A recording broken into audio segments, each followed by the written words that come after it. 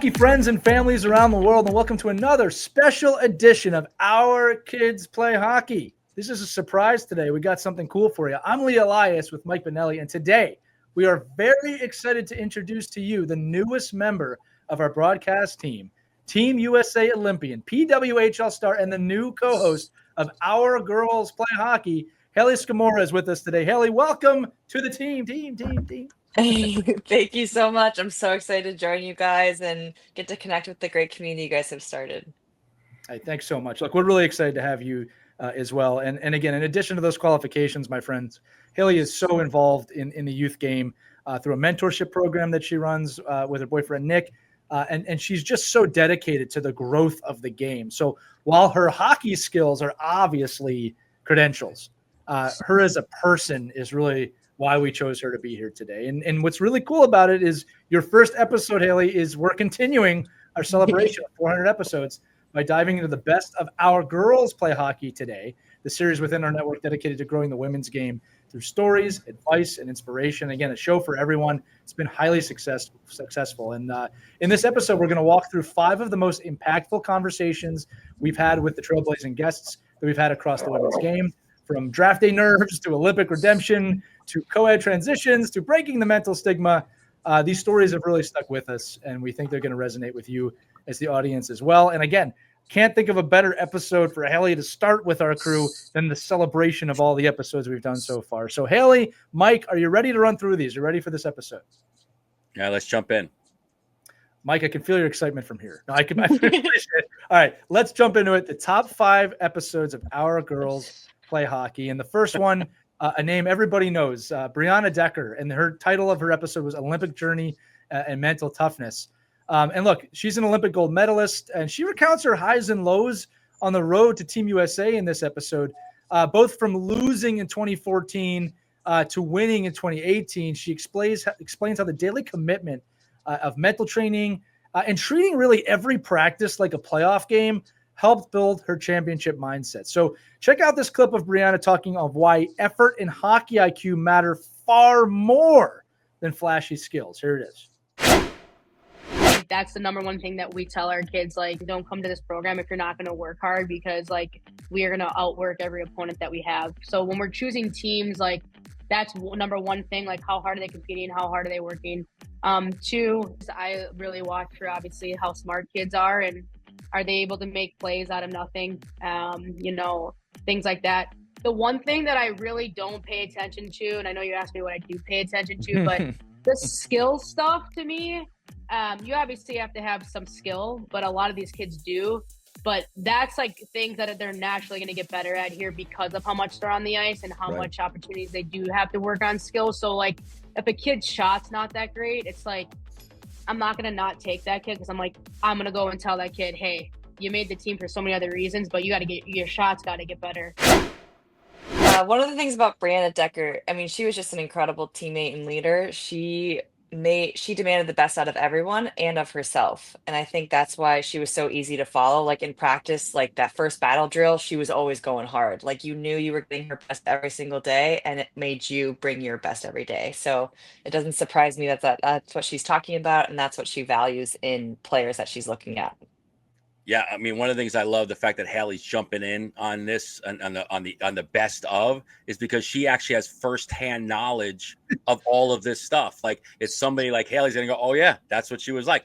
Oh yeah, that's the person that said, she does value the fact that if somebody didn't have a great shot, that they would take that player anyway because they just outworked everyone on the ice. Like that hockey IQ, passion, feeling like you could overcome the odds are really, right, Hayley, more important or sometimes really more important than just flat out skill. And I think that was a great piece of the episode, and I think a great piece of what she focused on, because these are the kind of things you guys at your level have to deal with in real life. And so the reason probably I would go back and listen to this episode only because it's out there and it gives you the blueprint to go back and really see what aspiring athletes have to focus on and what they should be thinking about. outside of just pure skill. You know, Hayley, Mike's bringing up a really funny point, but a good one that, like, yeah, we can't generally say, oh yeah, I played with that person. I know that person, but they played with you. Actually, some of these people played with you, coached you. So that's pretty cool. Next one's another athlete that is along that line, Megan Bozek. And she did a great episode on how long should girls play boys hockey. Again, she's a 2-time Olympian, and she really opened up about playing boys hockey through 8th grade and the advantages it gave her in speed and grit. And she walked through the emotional and developmental considerations behind switching to girls hockey and why that should be a player-led decision, right? If there's anything of impact here, and Hayley will talk about this too, that there is no direct, this is the age, this is the time, this is when you should do it. It's really different for everyone. So before we get to that, look, here's a clip of Megan on why tough conversations with parents can lead to major growth. Check this out. Mom and dad supported me through that all and made sure I was getting into tryouts for that next season to go into the girls game, because I was clueless. We were all clueless. We didn't know, and it wasn't as popular as it is now. But having those hard conversations to say, okay, am I going to get better? I was concerned. I was like, will I get better? Will I be able to play next year and make a girls team? It took a lot of effort as well for my parents to do their research on their end to put me in the best environment. You have to have those tough conversations, and you have to expect maybe a tough answer back, but know that they are responding with your best interest in mind. Who drives you to the rink? They do. Who pays all of your equipment? They do. Who pays all of your fees? They do. So you have to realize that they're trying to help you as well. Yeah, I love this. Bose had the Bose bomb is what we called it. Her slap shot was the hardest shot in women's hockey. It was insane. Like in practice, we joked, we're like, yep, not stepping in front of that one.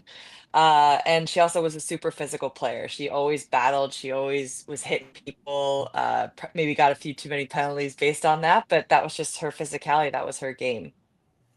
Yeah, I mean, if you follow her on social media and her throwing kettleballs around right now, you can see that she's still in that physical, and those physical attributes are still there. And somebody who, back in the day in the prime, you could imagine somebody you didn't want to get in front of blocking shots with.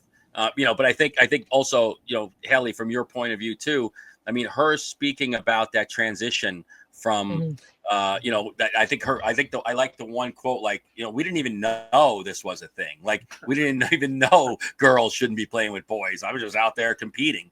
And, can you talk a little bit about that and about how this episode, could impact, some of our listeners about that time when there is going to be transition? Absolutely. I think it's different for every single girl. And especially when we were younger, there was only boys teams to play on. I think nowadays there are more girls teams to play on, which is great. There's more resources. But when you are on that boys team, you really have to be vocal about how you're feeling in that space. Because it just kind of like there was just like a switch when it happened. Because at one point I felt great with the guys and everything was wonderful and I felt a part of the team. And then at a certain point, I didn't feel a part of the team. And I had to communicate that with my parents because otherwise they maybe wouldn't have known. So it's super important to just be vocal and be aware of how you're feeling. Yeah. So I think, sorry, like, go ahead. I'm just saying, to me, like, that's one of the reasons why you go back and listen to this, because if you're a parent and you're really unsure about how to navigate this space, like, this is a really good chance to navigate with in a lot of players, when you get to that level, it's a really huge decision. And one of those decisions, like, you're like, well, that person's not doing it. I don't know if it's the right decision for me, or am I being soft, or am I doing something that I shouldn't be doing, because everybody else is playing with the boys. So it's I think Megan really brings a lot to light about the feelings about that. And then the realities of why you wouldn't, make that transition. Yeah. And I'll just say in closing on that one too, Mike, that again, it was a great episode no matter where you're at, especially if you're a coach, because it gives a perspective I don't think a lot of coaches have, unless you're living it. So moving on to the next one, really impactful episode with Kendra Fisher. The title was Breaking the Mental Health Stigma. Kendra Fisher, former Team Canada goalie, got real about leaving the national team due to anxiety and panic disorder. And now she champions mental health awareness in hockey, advocating for emotional fitness as an essential part of player development. So it was a real eye-opening episode about someone who at the peak of their playing chose to leave for their own mental health. So here's a clip of Kendra on why great players must first be great people. Impactful. Check it out. At the end of the day, I assure you, the superstars in the game, when they are at their best, their mental health is in check. Right. When they are having a bad game, like there's too much research, there's too much proof now behind the fact that if you are not both at the top of your game mentally and physically, you are not the whole player you could be. Right. So it's not like it doesn't have to be like a peace offering. It doesn't have to be a marketing plan. It doesn't have to be like hey guys, we will talk about feelings and we'll coach your kid. It can be hey, guess what? We recognize that working with your kid on their mental health is just as important as working with your kid on their physical health. And that will make them the best player they can be. Right. And again, I love everything we're talking about. And one of our monikers is that good people become good players. Great people become great players. I think this is a really impactful story. Super important in the female hockey space, I think, to really talk about this. I feel like it's maybe not talked about enough, and the mental health stigma that can be around it about maybe it makes players weak, but I really think it makes them strong if they're being vulnerable about what they're going through. Right. And I think that's the reason I would go back and listen to this. If you're with, as yourself, maybe you're struggling, or you're an athlete that says, I really don't know what to do in these situations. It really is for us on these episodes, it's one of the most honest conversations that we've had with an athlete talking about this, and a must listen for anyone, coaches, parents, players, that value athlete wellness. So I think it's a really good opportunity to go back and kind of listen to this and really dig into what she had to say and learn from it. Yeah. Well, and look, there's a reason it made the top 5, right? It was because it was that impactful. Another one that made the top 5, our next one, is with Katie Million, who is really the general manager of USA Hockey for women. We were very fortunate to have her on. Her episode actually is one of her Ride to the Rinks about becoming an Olympian. And again, look, she distills the Olympic journey to its core values of joy, character, and daily discipline in this episode. But she also explains how athletes should balance fun with focus and develop the off-ice habits that set them apart. Obviously you need talent to make Team USA. You obviously need talent to be playing professional hockey, but to be selected, something else has to be there. And I think she dives into that here. So here's Katie on why building in fun is critical to sustaining that grind. Check it out. Grind. You guys know what it's like on high level teams, and you're working hard, and you might be giving up going to your high school prom or friends parties, or I don't know, summer camp at wherever, to be part of these camps and to be training all the time, and to have that elite mindset and working on all the different aspects. It is a grind, and how we have fun is a great question. But we do try to make sure we're having activities and having time for them to just relax and not be on the go and on the grind all the time. Hayley, I love that clip, but I can't help but while we're listening to it, Katie Million's kind of your boss on Team USA, isn't she? Yeah, she is. But I think we definitely instill this, the fun aspect in terms of Team USA, and making sure that we're staying serious in our focus, but also adding in that fun so we're not getting burned out. 100%. Yeah, and 100% one of those people to listen to, kind of go back on the episode. It's a great one to pull up if you want a clear, inspiring summary of what it really takes to be the complete athlete, somebody to play at that highest level. I thought that it was really a great episode to hear, all of the pieces that go into play to find the best athletes in the U.S. And I'm going to say it as well. Katie Million is one of the most impactful hockey people in the United States. So you should probably also go to listen to it for that. She's also one of the nicest people I've ever spoken to in my life. She has such a caring tone and personality, and she's someone who has to make extremely hard decisions. I think that's one of the most amazing things about her. All right, this last one I have here, I got to tell the audience, we picked these prior to Hayley being picked as our co-host, because the next episode includes someone named Hayley Scamurra. On the title of the episode was The Road to Pro Hockey. Hayley, I'm sure you'll have something to say about this one, but what was great about this one is you really reflected on your journey from Team USA to the PWHL, sharing draft day emotions and the leap from college to pro, and just the evolution of women's hockey as a whole. And you really offered a grounded, honest advice for aspiring players, entrusting your path, knowing there is no direct path, embracing the grind, which we just spoke about with Katie Million, and also not comparing timelines with everybody else. So a little weird with you here with us today, but here's a clip of Hayley on how the pro game raises the bar and why young players better come ready. A new player could potentially, move a veteran player out if you're not careful. These kids want to make the lineup.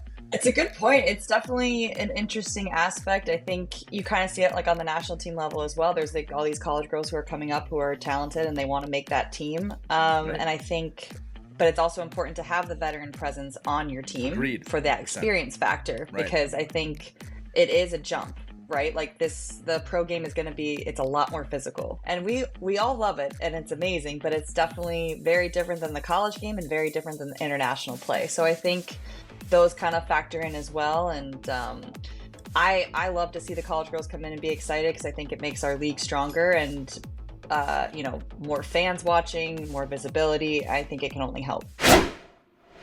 Yeah, it's fun to listen back to this episode. I think, it reigns true to every player at any level. It's just to kind of just stay focused on your own journey and not think too far ahead, and to just enjoy where you're at in your process and not compare timelines. I just see it all the time with girls that I'm mentoring. They're worried about players next to them and how they're going to do at fitness testing and things like that. And it's like, just focus on yourself, your journey, and it'll lead you to where you're meant to be.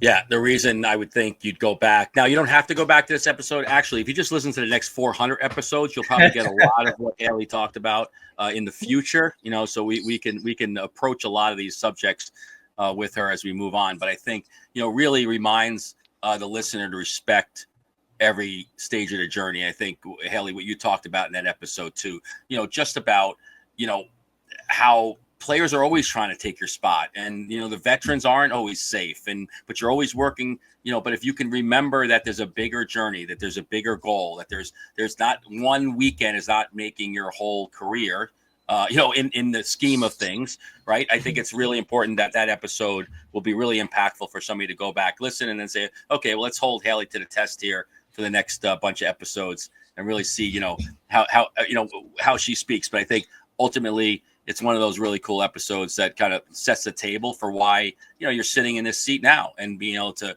give us an opportunity to inspire all these, next generation of young athletes. As I said, she passed the test, Mike. That's why she's here. Yeah, you got it. Well, you're always being yes. You're always being tested. You're always being tested. There's the public opinion. Yeah, there's the public opinion. Well, look, guys, that was actually it. I mean, that was our 5 best Our Girls Play Hockey episodes, and we really hope that these episodes helped you see what's possible in women's hockey. Whether your daughter just joined for her first Learn to Play, or is really chasing college or pro or USA Hockey or Hockey Canada dreams.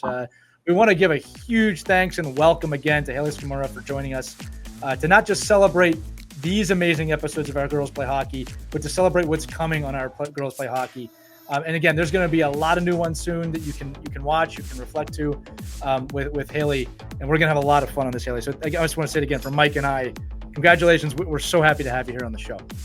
Thanks. I'm super excited to join you guys. All right, that's going to do it for this 400th celebration episode. For Mike, for Hayley, I'm Lee Elias. Remember, keep coming back to Our Kids Play Hockey. We are just getting started. Have fun, skate hard, skate on. We'll see you soon, everybody.